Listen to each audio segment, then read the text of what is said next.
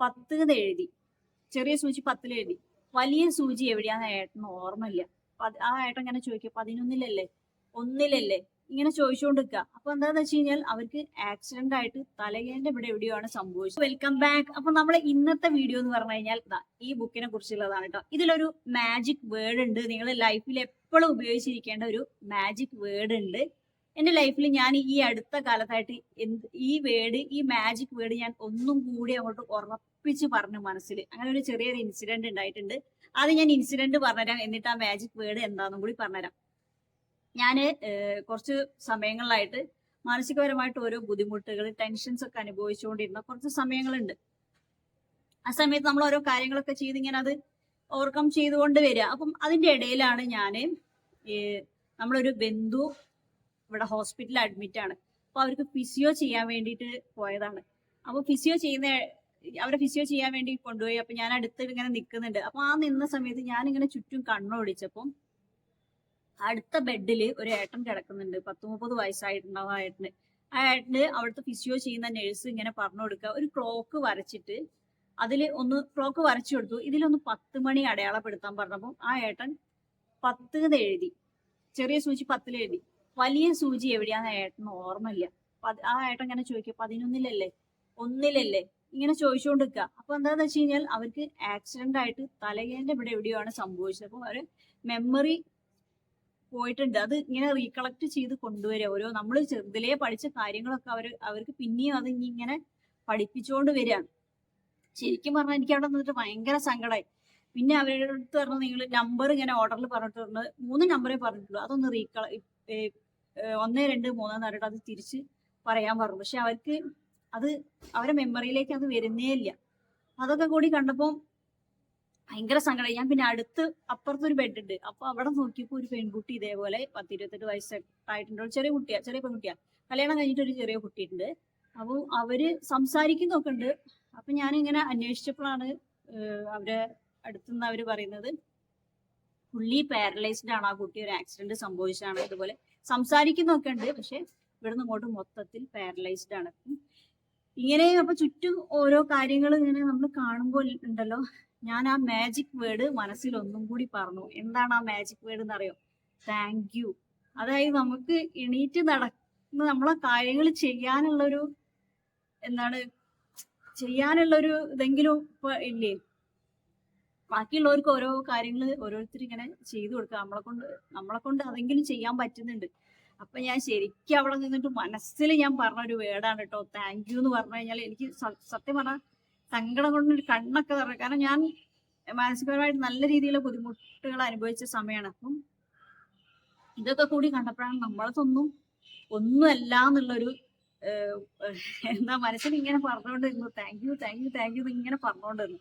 അപ്പം ഇതിലുള്ള മാജിക് വേർഡും അതാണ് കേട്ടോ, താങ്ക് യു. അപ്പൊ നിങ്ങൾക്ക് 28 ദിവസത്തെ ഗ്രാറ്റിറ്റ്യൂഡ് പ്രാക്ടീസ് ആണ് ഇതിൽ പറഞ്ഞിട്ടുള്ളത്.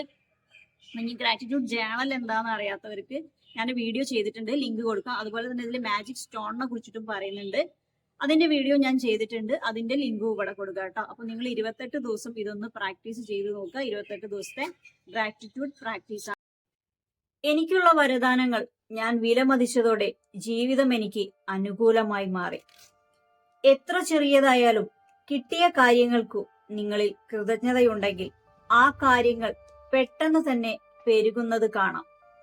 എത്ര കുറച്ചേയുള്ളൂവെങ്കിലും കയ്യിലുള്ള പണത്തോട് നന്ദിയുണ്ടെങ്കിൽ നിങ്ങളുടെ ധനം മാന്ത്രികമായി വളരുന്നത് കാണാം. കുറവുകളുള്ളതാണെങ്കിൽ കൂടി ഒരു ബന്ധത്തിനു നിങ്ങൾക്ക് നന്ദിയുണ്ടെങ്കിൽ അത് അത്ഭുതകരമായി മെച്ചപ്പെടുന്നത് കാണാം.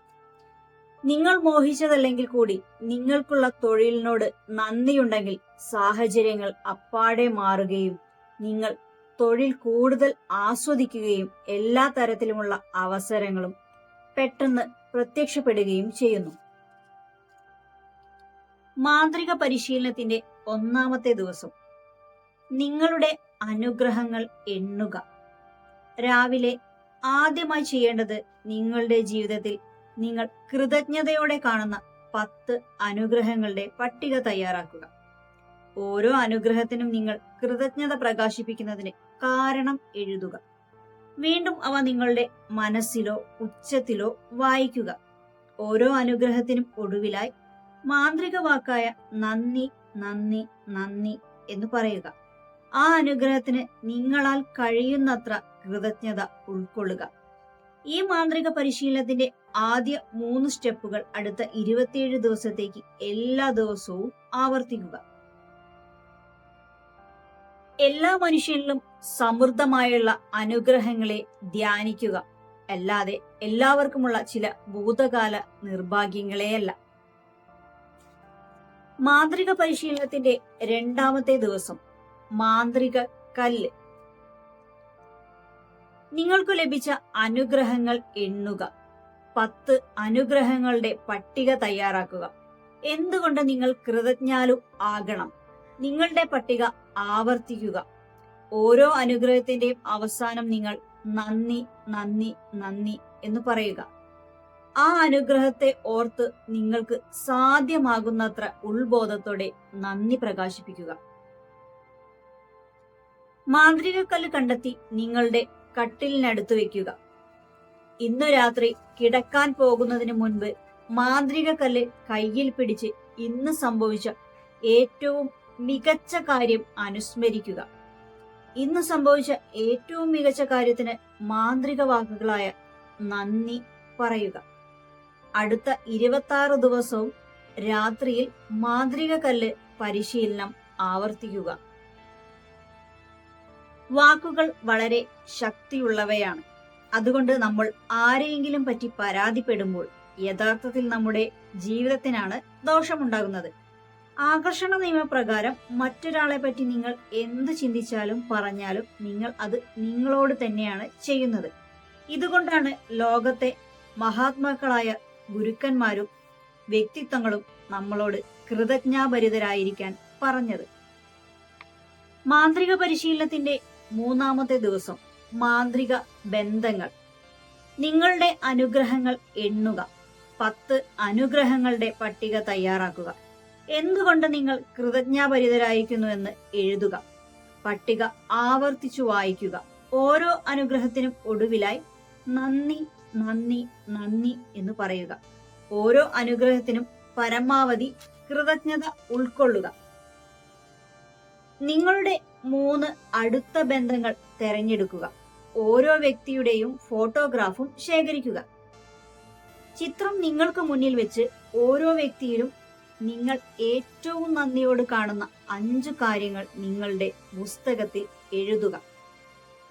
ഓരോ വാചകവും അവരുടെ പേരടക്കം നന്ദി എന്ന മാന്ത്രിക വാക്കോടെ തുടങ്ങുക. നിങ്ങൾ പ്രത്യേകമായി കൃതജ്ഞത പ്രകടിപ്പിക്കുന്നത് എന്തിനെന്നും പറയുക. ഇന്ന് 3 ചിത്രങ്ങളും നിങ്ങൾക്കൊപ്പം സൂക്ഷിക്കുക, അല്ലെങ്കിൽ നിങ്ങൾക്ക് എല്ലായ്പ്പോഴും കാണത്തക്ക വിധമുള്ള സ്ഥലത്ത് വെക്കുക. കുറഞ്ഞത് 3 സന്ദർഭങ്ങളിലെങ്കിലും ചിത്രങ്ങളിൽ നോക്കുക. ചിത്രത്തിലെ വ്യക്തിയുടെ മുഖത്തു നോക്കി മാന്ത്രിക വാക്കായ നന്ദി, അവരുടെ പേരുൾപ്പെടെ പറഞ്ഞ് കൃതജ്ഞത പ്രകാശിപ്പിക്കുക.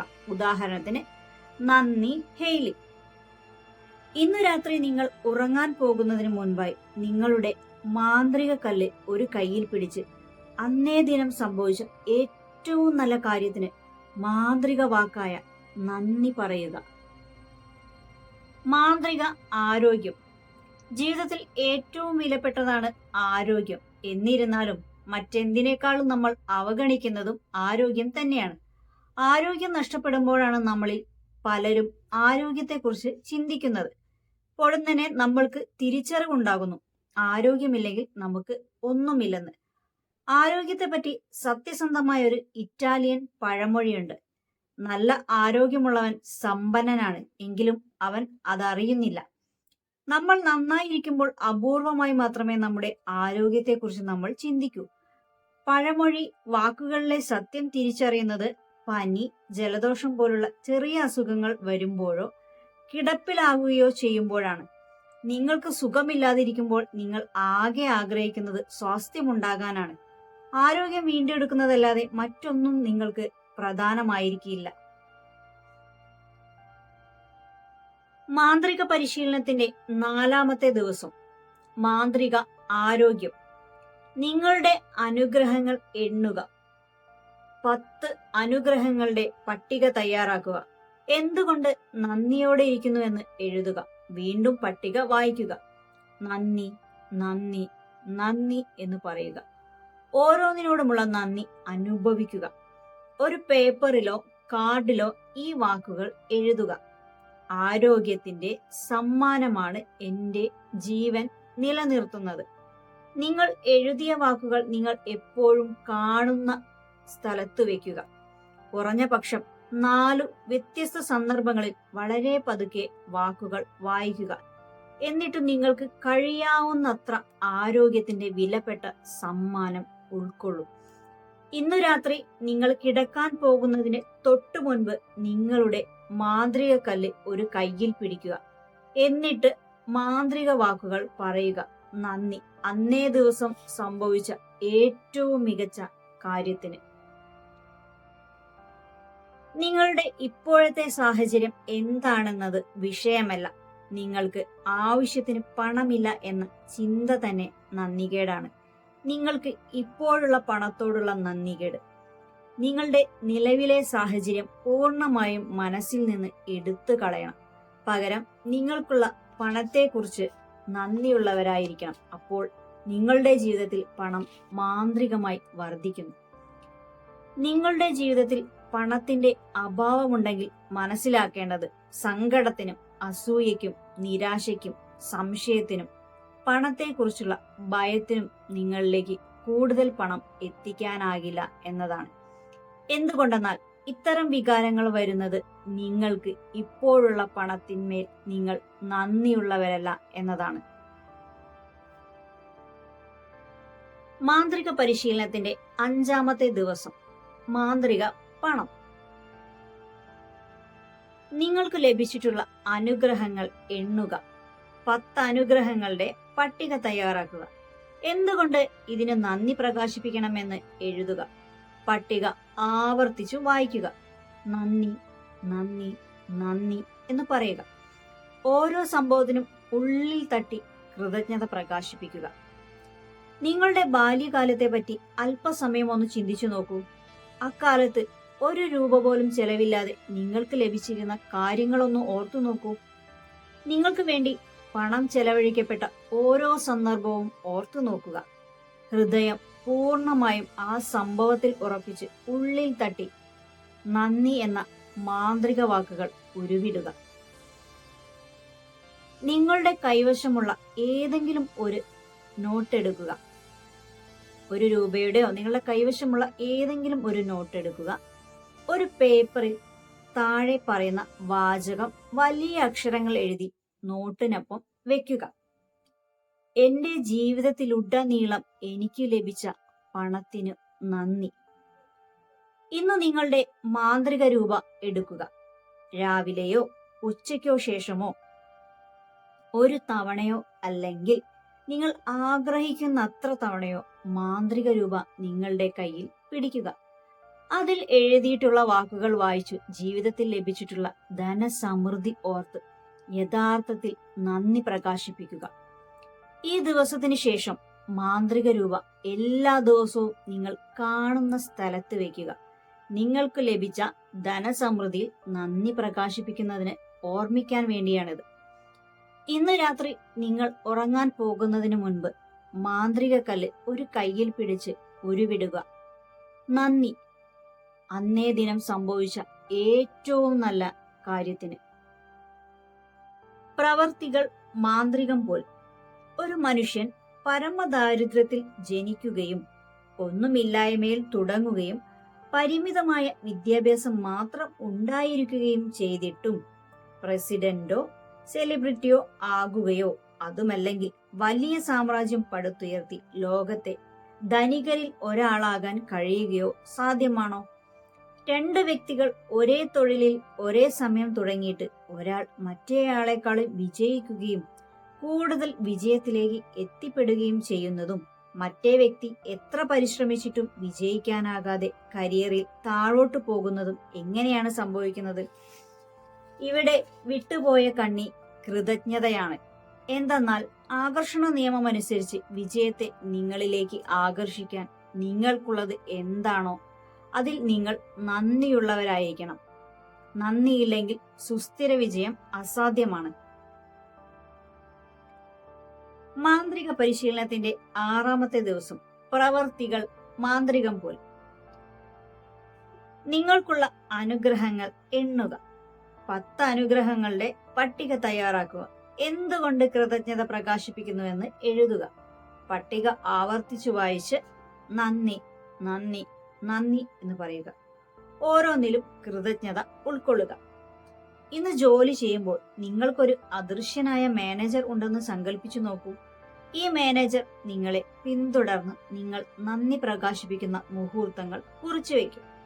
ഇന്നത്തെ നിങ്ങളുടെ പ്രവൃത്തി നിങ്ങൾക്ക് കഴിയാവുന്നിടത്തോളം നന്ദി പ്രകാശിപ്പിക്കാൻ തക്ക കാരണങ്ങൾ കണ്ടെത്തുക എന്നതാണ്. നിങ്ങളുടെ മാനേജർ നിങ്ങൾ കൃതജ്ഞാലുവായിരിക്കുന്ന ഓരോ നിമിഷവും ഇപ്രകാരം പറഞ്ഞുകൊണ്ട് കുറിച്ചിടട്ടെ: ഞാൻ ഇതിന് അങ്ങേയറ്റം നന്ദിയുള്ളവനാണ്. എന്നിട്ടതിൽ പരമാവധി കൃതജ്ഞത ഉൾക്കൊള്ളുക.